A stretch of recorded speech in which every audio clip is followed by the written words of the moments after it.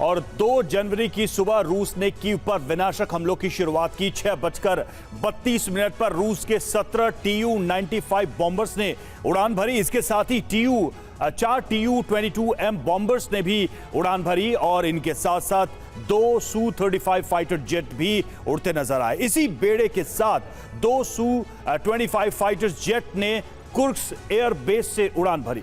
सुबह 6:44 पर Tu-95 bombers ने से यूक्रेन पर हमले शुरू कर दिए गए। ठीक इसी वक्त Tu-22M बॉम्बर्स से मिसाइल से हमले किए गए।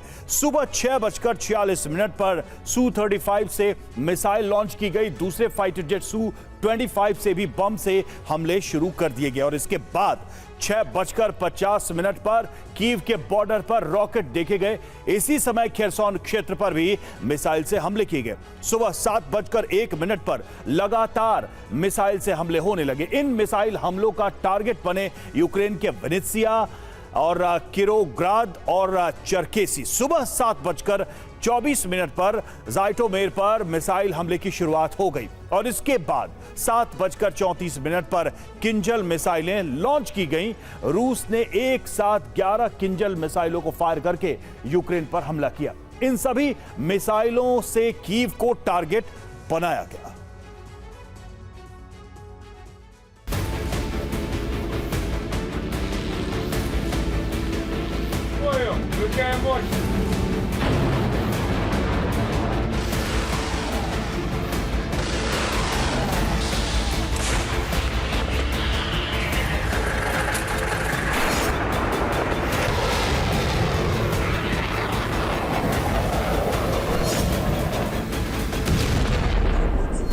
रूसी हमलों के विनाश का एपिसेंटर बनी यूक्रेन की राजधानी, लेकिन यूक्रेन के दूसरे प्रांतों में भी भारी तबाही हुई है।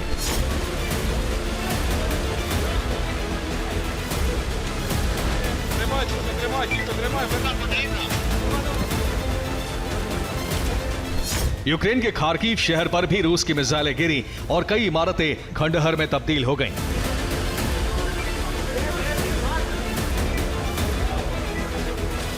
रूस के हमले से खार्किव में भारी नुकसान हुआ है। कई इमारतों के हिस्से गिर गए। पार्किंग लॉट में खड़ी कार नष्ट हो गई। एक महिला की मौत हो गई और 41 लोग जख्मी हो गए।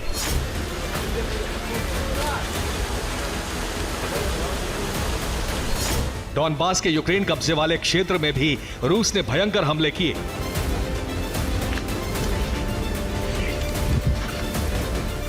रूस ने एक साथ 11 किंजल मिसाइलों से हमले किए।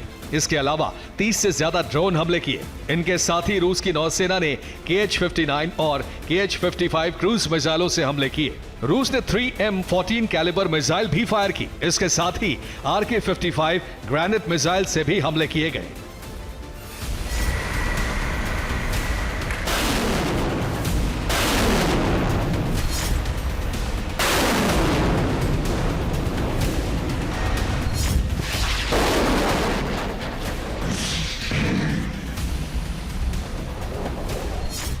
दिसंबर के बाद यह तय हो गया था कि कीव पर बड़े हमले होने वाले हैं, क्योंकि दिसंबर के अंत तक यूक्रेन के एयर डिफेंस सिस्टम की मिसाइलें खत्म हो चुकी थी।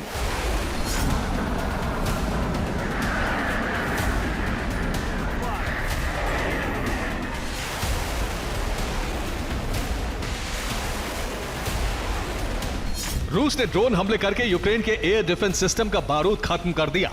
यही वजह है कि रूस बेलगरोद के प्रतिशोध में इतने कामयाब मिसाइल हमले कर रहा है।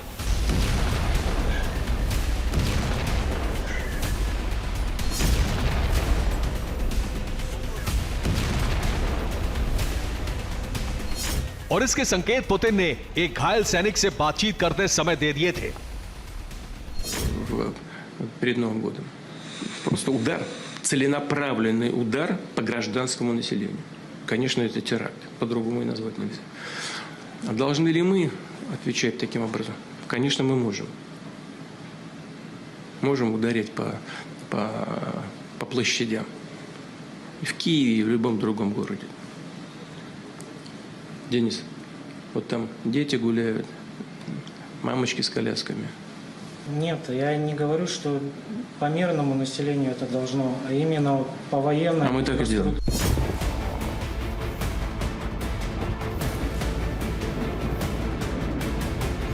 रूस के हमलों से कीव का कवच ध्वस्त हो चुका है और अब पुतिन ने इस युद्ध के अंतिम चरण की शुरुआत कर दी है।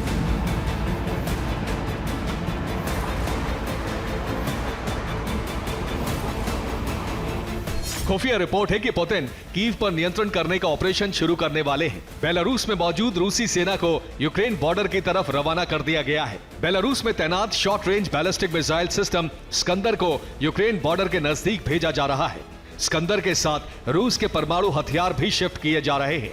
बेलारूस की तरफ से कीव पर हमला होने की आशंका बढ़ गई है।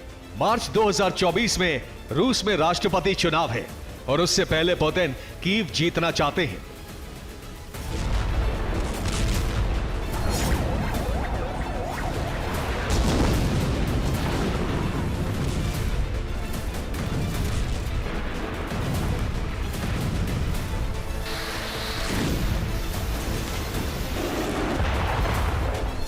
जेलेंस्की की बारूद सप्लाई खत्म होते ही बड़ा ऑपरेशन शुरू हो चुका है। अगर इस ऑपरेशन में कोई विदेशी ताकत अड़चन बनी तो पुतिन एटमी हमला करने के लिए तैयार है।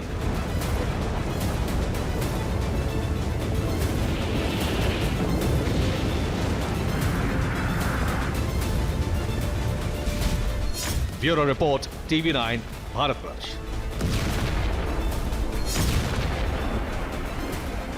Блин,